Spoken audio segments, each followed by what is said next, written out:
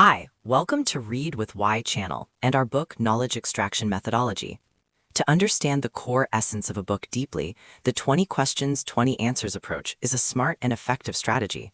By asking specific questions, you analyze each aspect of the book, move beyond minor details, and focus on its core philosophies which the author intends to convey without spending excessive time. Are you ready? Let's start. Fear, Essential Wisdom for Getting Through the Storm by Thich Nhat Hanh.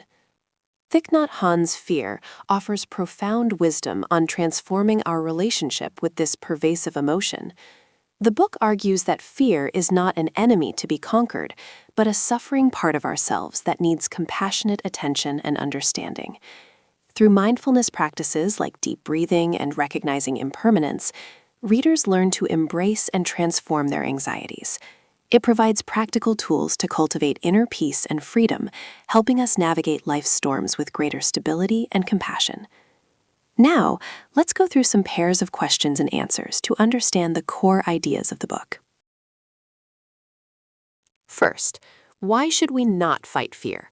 Because fear is a suffering part of ourselves, like a child crying out for attention. Fighting it only alienates and amplifies its presence, preventing us from understanding its true source and offering it the compassion it needs to heal and transform. Thich Nhat Hanh teaches that fear is not an external enemy, but an internal manifestation of suffering. When we try to suppress or fight our fear, we are essentially fighting a part of ourselves. Instead, he suggests we acknowledge its presence, much like a parent comforting a distressed child. This compassionate embrace allows us to connect with the fear, understand its roots, and begin the process of transformation, rather than perpetuating a cycle of avoidance and pain.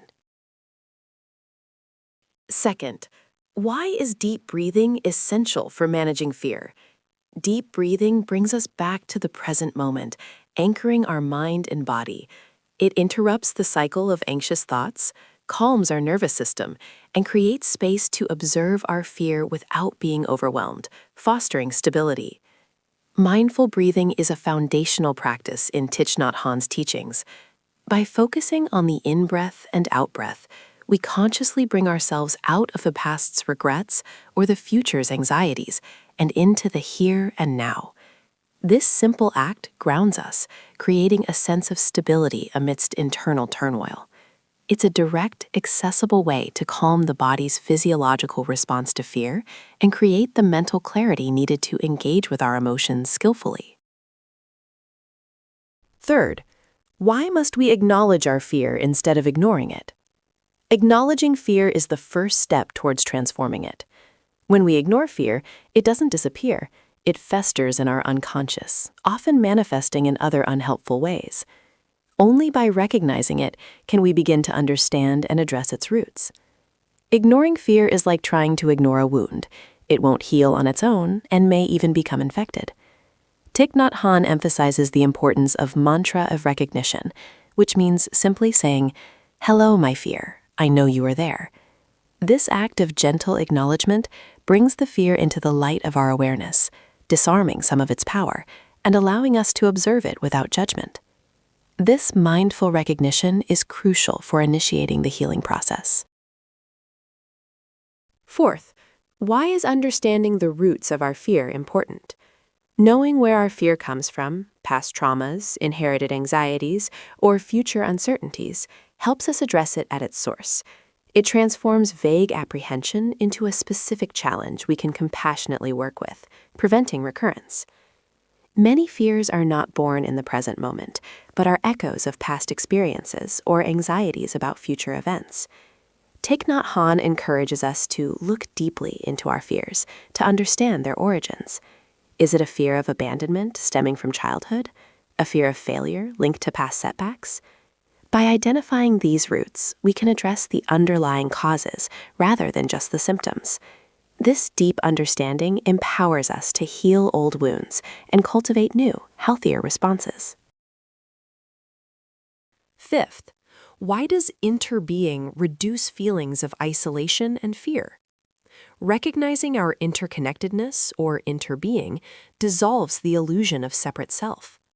When we see ourselves as part of a larger whole, fear of loneliness or loss diminishes, replaced by a sense of belonging and mutual support. The concept of interbeing, TPN, is central to Thich Nhat Hanh's philosophy. It means that nothing exists independently. Everything is interconnected. When we truly grasp this, we realize we are not isolated individuals facing life's challenges alone. Our existence is interwoven with family, community, nature, and the cosmos. This realization can be incredibly liberating, diminishing fears of isolation, abandonment, and even death, as we understand ourselves as an integral, enduring part of something vast and eternal.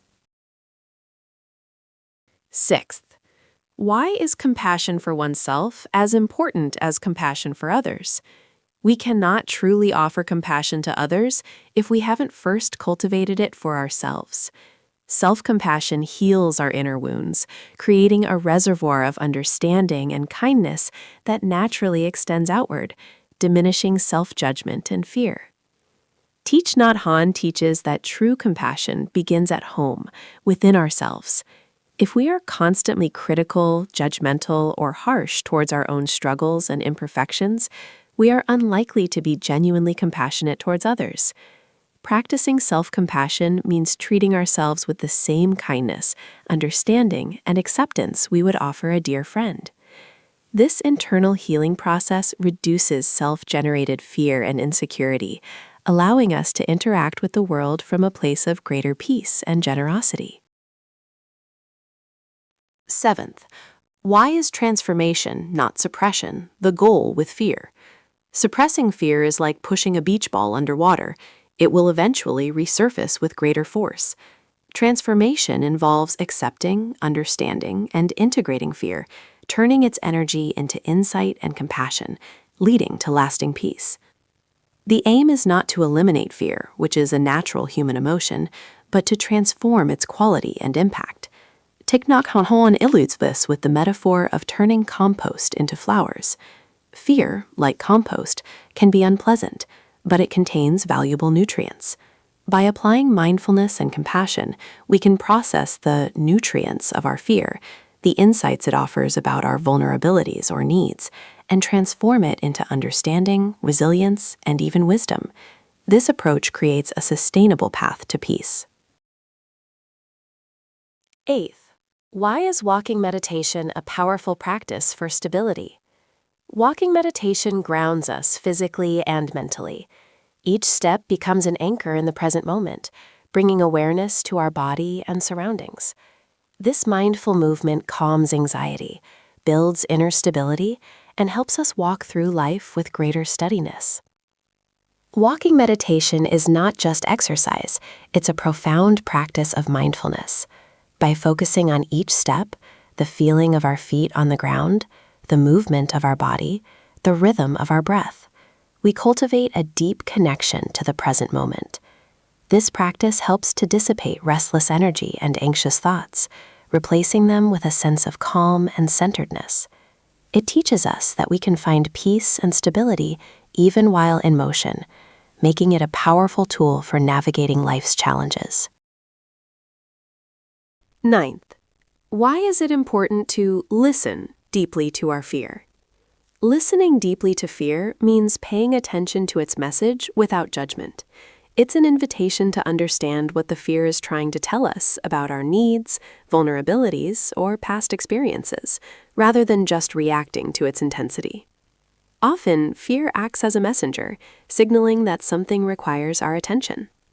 Thich Nhat Hanh encourages us to sit with our fear, breathe with it, and ask it, "My dear fear, what are you trying to tell me?" This isn't about intellectualizing, but about open-hearted inquiry. By creating a safe space for our fear to express itself, we can uncover hidden needs, unaddressed traumas, or areas in our life that require care. This deep listening transforms fear from an adversary into a guide. 10th, why should we nourish joy to dilute fear? Joy and fear cannot occupy the same space simultaneously with equal intensity. By consciously cultivating moments of joy, gratitude, and happiness, we create a powerful antidote to fear, shifting our inner landscape towards positivity and resilience. Thich Nhat Hanh emphasizes the importance of watering the seeds of joy within us. Just as we can cultivate fear through anxious thoughts, we can also cultivate joy by focusing on the positive aspects of our lives, no matter how small. These moments of happiness, appreciation, or contentment act as a counterweight to fear. They don't erase fear entirely, but they dilute their power, making it less overwhelming and creating a more balanced and resilient mind. It's about consciously choosing to nourish what brings us peace. 11th, why is community, sangha, support beneficial in dealing with fear? A supportive community provides a safe space for sharing vulnerabilities, receiving understanding, and feeling connected. Being part of a sangha reminds us we are not alone in our struggles, offering collective strength and wisdom to navigate fear. Thich Nhat Hanh highlights the importance of sangha, a community of practice, as a refuge. When we are consumed by fear, we often feel isolated and alone. A supportive group provides a mirror, showing us that others share similar struggles and offers collective energy for mindfulness and compassion. In a sangha, we can practice deep listening, share our fears without judgment, and receive encouragement, which can significantly reduce the burden of fear and amplify our capacity for healing and growth. 12th, why does embracing impermanence reduce fear? Understanding that everything changes, including ourselves, our loved ones, and our circumstances, helps us let go of attachment and the fear of loss. Impermanence is not an ending, but a continuous transformation, fostering acceptance and inner peace.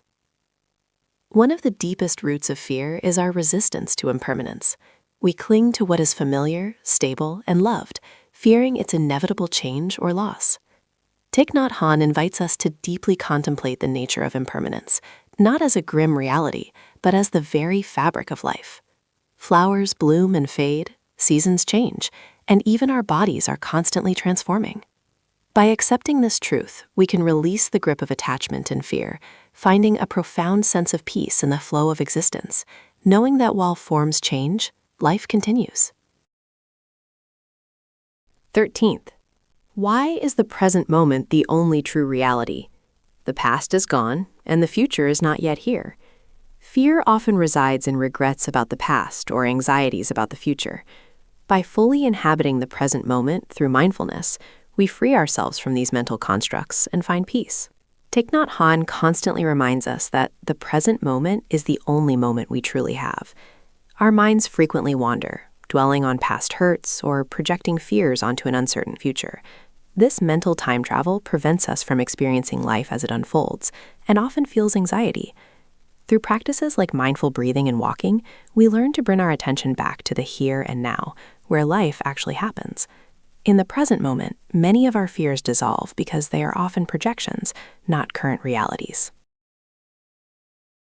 14th, why is touching the earth a powerful practice? Touching the earth is a meditation that connects us to our ancestors, the planet, and the vastness of existence.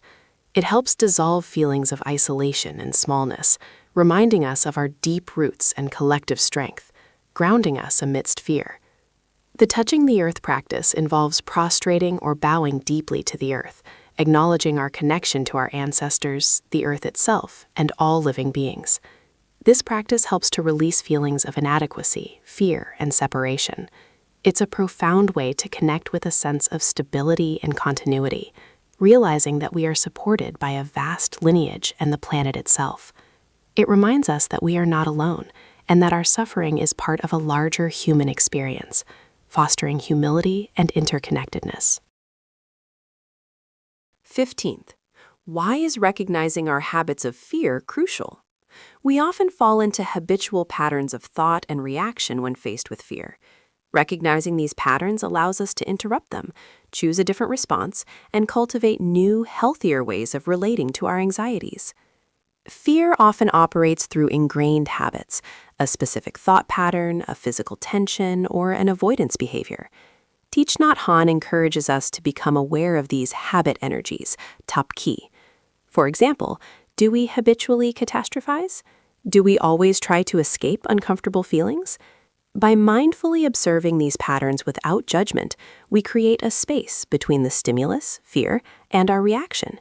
This space is where our freedom lies, allowing us to consciously choose a more compassionate and skillful response, breaking old cycles. 16th, why cultivate loving-kindness, metta, towards fear?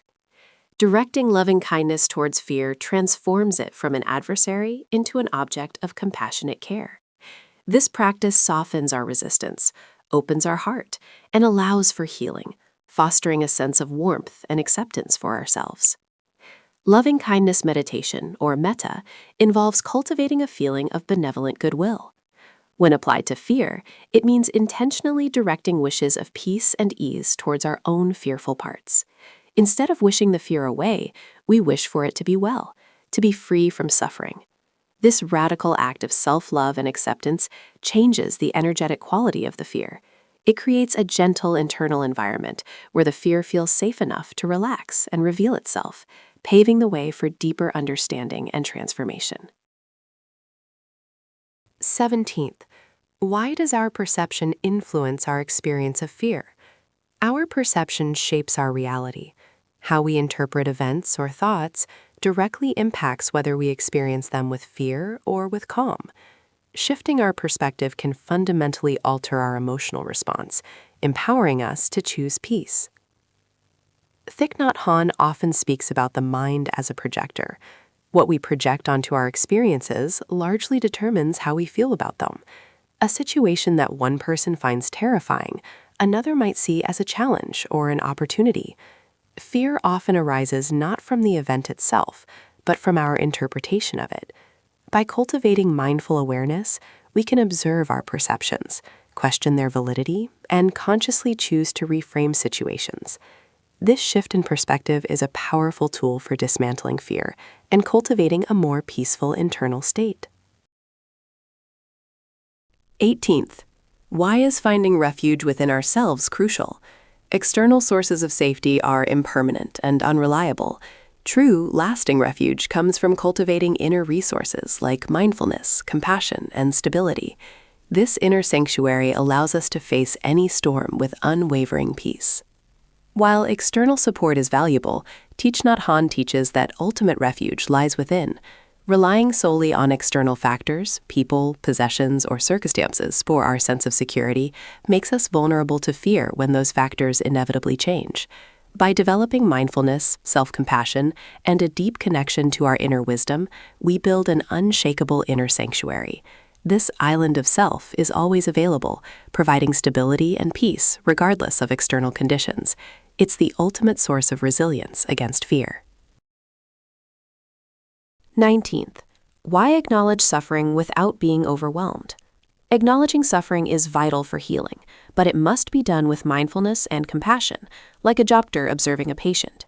This balanced approach prevents us from being consumed by pain, allowing for clear-sighted transformation. Thich Nhat Hanh advises us to acknowledge suffering, including fear, without letting it overwhelm us. This is a delicate balance. We mustn't ignore suffering, but we also mustn't drown in it. The practice is to hold our suffering gently, observing it with the steady gaze of mindfulness. Imagine holding a crying baby. You acknowledge its distress, but don't become distressed yourself. This compassionate distance allows us to understand the nature of the suffering and apply appropriate remedies without being engulfed by its intensity, maintaining our capacity for healing. 20th, why is deep relaxation essential for releasing fear? Fear often manifests as physical tension and mental agitation. Deep relaxation practices, such as body scans, release this stored tension, calming the nervous system and creating a fertile ground for peace and healing to emerge. Fear doesn't just reside in our minds, it's deeply embodied. Chronic fear or anxiety can lead to persistent physical tension, shallow breathing, and a heightened stress response. Thich Nhat Hanh advocates for practices of deep relaxation, such as mindful body scans or simply lying down and consciously releasing tension in each part of the body. When the body relaxes, the mind often follows. This physical release is crucial for breaking the cycle of fear, and allowing the nervous system to return to a state of calm, making us more receptive to inner peace. That's all for today's book. How do you think? Do you have any feedback or your own ideas popping up in your mind? Please feel free to let us know by leaving a comment in the comment section below. Also, don't forget to subscribe to get updates on new book summaries from us. Thanks and have a good day.